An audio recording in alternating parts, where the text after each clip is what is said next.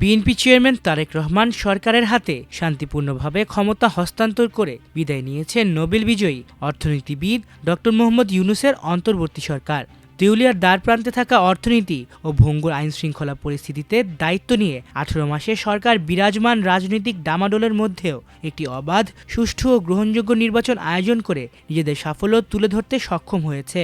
বিদায়কালে $34 billion সন্তোষজনক reserve রেখে যেতে পেরেছে অন্তর্বর্তীকালীন সরকার। জুলাই গণঅভ্যুত্থানে 2024 সালের 5 আগস্ট বিশ্বের নিকটতম স্বৈরশাসক শেখ হাসিনার পতন ও পলায়নের পর 8 আগস্ট বিপুল জন আকাঙ্ক্ষা নিয়ে সরকার গঠন করেন ড. মোহাম্মদ ইউনূস।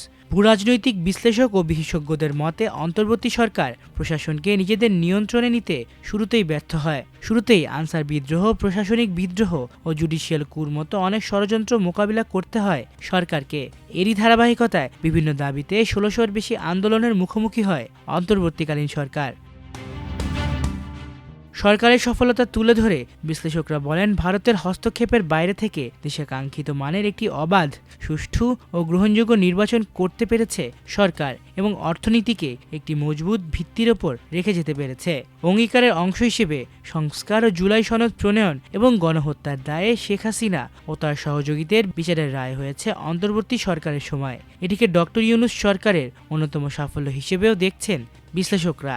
আওয়ামী লীগ সরকারের আমলে হওয়া প্রায় 24,000 মামলা থেকে বিএনপি, জামাতে ইসলামী ও হেফাজতে ইসলাম সহ বিভিন্ন দলের 5 লাখ নেতাকর্মীকে অব্যাহতি দেওয়া হয়। এর মধ্যে উল্লেখযোগ্য হচ্ছেন সাবেক প্রধানমন্ত্রী খালেদা জিয়া, বর্তমান প্রধানমন্ত্রী তারেক রহমান, জামাতে ইসলামের আমির ড. শফিকুর রহমান প্রমুখ। ভূরাজনৈতিক বিশ্লেষকদের মতে নতজানু পররাষ্ট্রনীতি থেকে বেরিয়ে এসে ন্যায্যতার ভিত্তিতে প্রতিবেশীদের সঙ্গে সম্পর্ক তৈরির চেষ্টা করে অন্তর্বর্তী সরকার। একতরফাভাবে ভারতকে দেয়া ট্রানজিট ও ট্রান্সশিপমেন্ট চুক্তিগুলো পর্যালোচনা করা হয়। ফেনী চিকেন নেক হিসেবে পরিচিত মিরসরাইয়ে ভারতকে দেয়া 900 একর জমি অবমুক্ত করা হয় এ সময়ে। গত 18 মাসে সিদ্ধান্ত গ্রহণ ও বাস্তবায়নের ক্ষেত্রে শতকরা 90% সফল হয়েছে অন্তর্বর্তী সরকার, এমন দাবি করেছেন সাবেক প্রেস সচিব শফিকুল আলম। তিনি বলেন, সরকারের সব পদক্ষেপই ছিল দেশ ও জনগণের কল্যাণে। এ সময় 130টি নতুন আইন ও সংশোধনী প্রণয়ন এবং প্রায় 600টি নির্বাহী আদেশ জারি হয়েছে, যার প্রায় 84% বাস্তবায়িত হয়েছে বলে বিদায়ী ভাষণে প্রধান উপদেষ্টা ড. মোহাম্মদ ইউনূস জানিয়েছেন। 2008 সাল থেকে বাংলাদেশের সংসদ নির্বাচন অনুষ্ঠানে ভারতের প্রত্যক্ষ হস্তক্ষেপ ছিল, এমনটি বিশ্বাস করেন দেশের বিভিন্ন শ্রেণীর পেশার মানুষ। এই হস্তক্ষেপের বিষয়টি ভারতের নীতি নির্ধারকরাও স্বীকার করেছেন।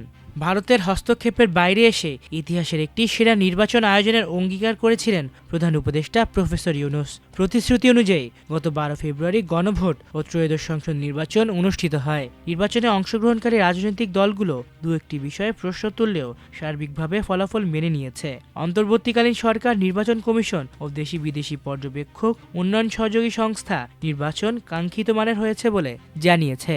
বিজয়ী দল বিএনপি সরকার গঠন করেছে মঙ্গলবার, আর প্রধান বিরোধী দল জামাত ইসলামীও সরকারি দলকে সর্বাত্মক সহযোগিতার পাশাপাশি গঠনমূলক সমালোচনার প্রতিশ্রুতি দিয়েছে। সরকারের স্বচ্ছতা নিশ্চিত করতে বিরোধী দলগুলোর ছায়া মন্ত্রিসভা গঠনের উদ্যোগকেও স্বাগত জানিয়েছে বিএনপি। নির্বাচন পরবর্তী সংবাদ সম্মেলনে ইসি আনোয়ারুল ইসলাম নির্বাচনের বিষয়ে বলেন, আমরা প্রত্যাশার চেয়েও বেশি সফল মনে করি। ওভারঅল নির্বাচনটা নিয়ে আমরা সন্তুষ্ট। এই নির্বাচনকে দেশের ইতিহাসে একটি মাইলফলক হিসেবে দেখছেন প্রধান উপদেষ্টা প্রফেসর ড. Mohammad Yunus. Transparency international Bangladesh TIB বলেছে, নির্বাচন গ্রহণযোগ্য মাত্রায় অংশগ্রহণমূলক ও অন্তর্ভুক্তিমূলক হয়েছে। এই নির্বাচনে ইলেকশন ইঞ্জিনিয়ারিংয়ের কোনো উপাদান দেখা যায়নি। ইউরোপীয় ইউনিয়নের নির্বাচন পর্যবেক্ষণ মিশনের প্রধান ইভার্স ইজাবস বলেছেন, 2008 সালের পর ত্রয়োদশ জাতীয় সংসদ নির্বাচন বিশ্বাসযোগ্যভাবে অনুষ্ঠিত হয়েছে। এই নির্বাচন বাংলাদেশের ভবিষ্যৎ নির্বাচনের জন্য নতুন বেঞ্চমার্ক। মেগা প্রকল্পের নামে 15.5 বছরের লুটপাট আর ব্যাপকভাবে অর্থ পাচারের ফলে দেশের অর্থনীতির মেরুদণ্ড বিকল হয়ে পড়েছিল। এমন অবস্থায় 2024 সালের 8 আগস্ট দায়িত্ব নিয়ে অন্তর্বর্তী সরকার অর্থনীতিতে গতিশীলতা ফিরিয়ে আনতে উদ্যোগ নেয়। গণঅভ্যুত্থানে ক্ষমতাচ্যুত প্রধানমন্ত্রী শেখ হাসিনার শাসনামলে বাংলাদেশ থেকে প্রায় $234 বিলিয়ন পাচার হয়েছে বলে ব্রিটিশ দৈনিক ফিনান্সিয়াল টাইমসের এক প্রামাণ্যচিত্রে উল্লেখ করা হয়েছে। প্রামাণ্যচিত্রে বলা হয়, পাচার হওয়া অর্থ বিদেশে নেওয়া হয়েছে বাণিজ্যে অতিরিক্ত বা কম ইনভয়েসিং, হুন্ডি ও হাওয়ালা পদ্ধতি এবং যুক্তরাজ্যে সম্পত্তি কেনা বেচার মাধ্যমে। বিশেষ করে লন্ডনকে উল্লেখ করা হয়েছে প্রধান গন্তব্য হিসেবে, যেখানে বাংলাদেশের বিপুল পরিমাণ অর্থ বিনিয়োগ করা হয়েছে। যুক্তরাজ্যের বিস্তৃত আর্থিক খাত ও লাভজনক সম্পত্তি বাজার এক্ষেত্রে বিশেষভাবে আকর্ষণীয় ছিল। গত 15.5 বছরে শেখ হাসিনা সরকারের আমলে বাংলাদেশ থেকে গড়ে প্রতি বছর 16 বিলিয়ন মার্কিন ডলার বিদেশে পাচারের তথ্য উঠে এসেছে শ্বেতপত্রে। সেই হিসেবে 15 বছরে পাচার হয়েছে 240 বিলিয়ন বা 2,40,000 কোটি মার্কিন ডলার। বাংলাদেশের অর্থনীতিতে অনিয়ম ও দুর্নীতি তদন্তে অন্তর্বর্তী সরকার গঠিত শ্বেতপত্র প্রণয়ন কমিটি প্রধান উপদেষ্টা ডক্টর মোহাম্মদ ইউনূসের কাছে চূড়ান্ত প্রতিবেদন জমা দিয়েছে। কমিটির প্রধান অর্থনীতিবিদ দেবপ্রিয় ভট্টাচার্য জানান, শেখ হাসিনা সরকারের শাসনামলের দুর্নীতি, লুণ্ঠন ও আর্থিক কারচুপির যে তথ্য পাওয়া গেছে তা আতঙ্কিত হওয়ার মতো। প্রধান উপদেষ্টার প্রেস সচিব শফিকুল আলম জানান, এমন ভঙ্গুর অর্থনীতিকে একটি গতিশীল পর্যায়ে এনেছে অন্তর্বর্তী সরকার। ভঙ্গুর অর্থনীতি ও অস্থিতিশীল পরিস্থিতির মধ্যে দায়িত্ব নিয়েছিল সরকার। 5 আগস্ট দেশের অবস্থা ছিল যুদ্ধকালীন পরিস্থিতির মতো, কিন্তু সে অবস্থা প্রতিহত করে শান্তি ও স্থিতিশীলতা ফিরিয়ে আনা হয়েছে। অর্থনীতির সূচকগুলোর উন্নয়নের চিত্র তুলে ধরে প্রেস সচিব জানান, IMF এর হিসাবে বৈদেশিক মুদ্রার রিজার্ভ একসময় 15 থেকে 17 বিলিয়ন ডলারে নেমে এলেও বর্তমানে তা 29 বিলিয়ন ডলারে পৌঁছেছে। মোট হিসেবে তা 34 বিলিয়ন ডলার। ডলারের বিপরীতে টাকার দর একসময় 127 টাকায় পৌঁছায় উল্লেখ করে তিনি বলেন, বর্তমানে তা 123 থেকে 124 টাকার মধ্যে স্থিতিশীল রয়েছে। তিনি বলেন, রাজস্ব আহরণের ক্ষেত্রেও ইতিবাচক প্রবৃদ্ধি হয়েছে।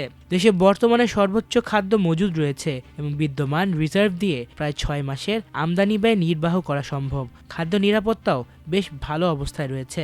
মানবতা বিরোধী অপরাধের বিচারের জন্য ক্ষমতাচ্যুত আওয়ামী লীগ সরকারের সময় আন্তর্জাতিক অপরাধ ট্রাইব্যুনাল গঠন করা হয়।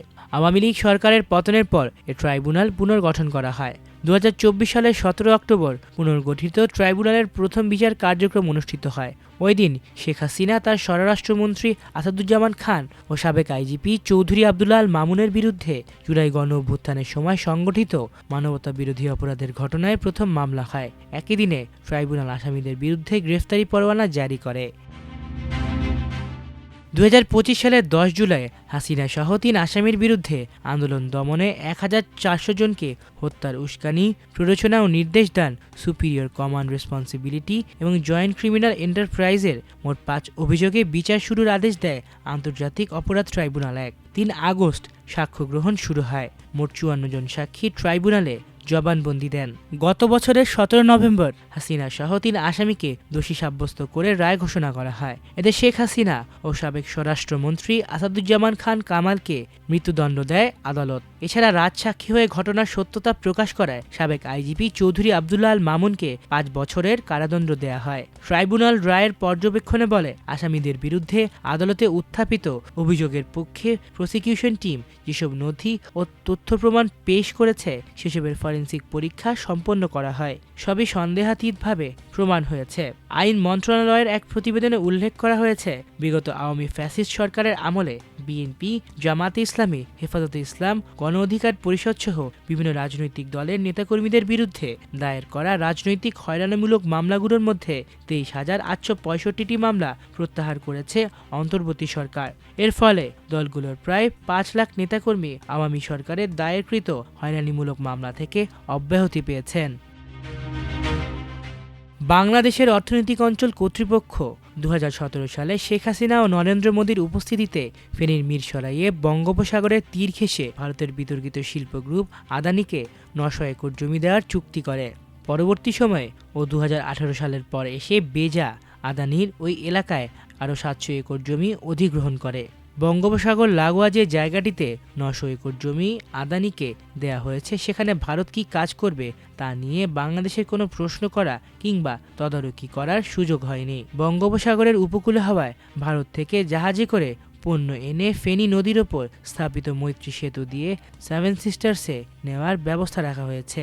ওই চুক্তির আওতায় ফেনী নদীর ওপর মৈত্রী সেতু নামে একটি সেতু করা হয়। মিরসরাইয়ে আদানির প্রকল্পকে বাংলাদেশের পেটের মধ্যে একখণ্ড ভারত হিসেবে বর্ণনা দিয়েছেন বিশিষ্ট অর্থনীতিবিদ ও রাজনৈতিক বিশ্লেষক অধ্যাপক ডক্টর মাহবুবুল্লাহ। তিনি বলেন, সেখানে বিশেষ অর্থনৈতিক অঞ্চলের নামে ভারতকে যে জমি দেয়া হয়েছে তাতে একটি ছোট ভারত তৈরি হবে।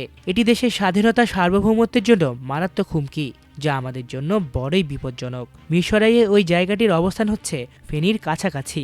ভারতের জন্য যেমন একটি চিকেন নেক আছে, আমাদের দেশের জন্য এই জায়গাটি একটি চিকেন নেক। এটিকে বিচ্ছিন্ন করে দিতে পারলেই আমাদের অস্তিত্ব বিপন্ন হবে। ভূরাজনৈতিক বিশ্লেষকদের দাবির পরিপ্রেক্ষিতে অন্তর্বর্তী সরকারের প্রধান উপদেষ্টার বিশেষ হস্তক্ষেপে শেষ পর্যন্ত আদানির সঙ্গে করা ওই চুক্তি বাতিল করে ফেনী চিকেন নেক উদ্ধার করা হয়। জনপ্রশাসনের সঙ্গে টানাপোড়েনের মধ্য দিয়ে কাটে অন্তর্বর্তী সরকারের ১.৫ বছর। আমলাতন্ত্রের অসহযোগিতা, গোষ্ঠীগত দ্বন্দ্ব, প্রশাসনিক বিরোধ, পদোন্নতি পদায়ন সহ স্বার্থ আদায়ে সরকারকে চেপে ধরাসহ উপদেষ্টা পরিষদের মতভেদের কারণে জনগণকে বহুল কাঙ্ক্ষিত ও প্রত্যাশিত সেবা দিতে ব্যর্থ হয় এই সরকার। এ সময় সরকারি কর্মকর্তা কর্মচারীদের দ্বারা উপদেষ্টাদের ঘেরাও এবং সচিবালয় অচল করে দেওয়ার মতো ঘটনাও ঘটে একাধিকবার। এজন্য জনপ্রশাসন বিশেষজ্ঞরা দায়ী করেছে আমলাতন্ত্রের উচ্চাভিলাষী আর সরকারের নতজানু মনোভাবকে। প্রশাসন থেকে যথাযথ সহযোগিতা না পাওয়ার কথা একাধিক উপদেষ্টার মুখ থেকে হয়েছে। বর্তমানে 3টি গুরুত্বপূর্ণ মন্ত্রণালয়ের দায়িত্বে নিয়োজিত সচিবের অভিযোগ, পতিত আওয়ামী লীগ সরকারের রেখে যাওয়া প্রশাসনের উপর ভর করে এই সরকারেরও প্রশাসন সাজাতে গিয়ে লেজে গোবরে অবস্থা তৈরি হয়েছে। উপদেষ্টাদের মধ্যে সমন্বয়হীনতাও এ ব্যর্থতার কারণ। অন্তর্বর্তী সরকার দায়িত্ব নেয়ার পর ২০০০ আন্দোলন হয়েছে বলে জানিয়েছেন সাবেক প্রধান উপদেষ্টার প্রেস সচিব শফিকুল আলম। বিদায় নেয়ার আগে ব্রিফিংয়ে আইনশৃঙ্খলা পরিস্থিতি নিয়ে প্রশ্নের জবাবে তিনি জানান, অন্তর্বর্তী সরকার দায়িত্ব গ্রহণের পর প্রায় ২০০০ আন্দোলন হয়েছে। শফিকুল আলম বলেন, অন্তর্বর্তী সরকারের একটা সিদ্ধান্ত ছিল এই আন্দোলনগুলোকে শান্তিপূর্ণভাবে মোকাবিলা করা। ২০০০ আন্দোলনের ক্ষেত্রে একবারও কোনো লাইভ বুলেট ব্যবহার করা হয়নি, রাবার বুলেটও নিক্ষেপ করা হয়নি। খুবই রেয়ার ক্ষেত্রে টিয়ার গ্যাস মারা হয়েছে। আইনশৃঙ্খলা রক্ষাকারী বাহিনী যথেষ্ট ধৈর্যের পরিচয় দিয়েছে। এর আগে সাবেক স্বরাষ্ট্র উপদেষ্টা লেফটেন্যান্ট জেনারেল মোহাম্মদ জাহাঙ্গীর আলম চৌধুরী জানিয়েছিলেন, অন্তর্বর্তী সরকার দায়িত্ব নেয়ার পর ঢাকা ও এর আশেপাশের এলাকায় ১,৬০৪টি অবরোধ সংগঠিত হয়েছে। এসব অবরোধ করেছে ১২৩টি সংগঠন। মাল্টিমিডিয়া ডেস্ক, আমার দেশ।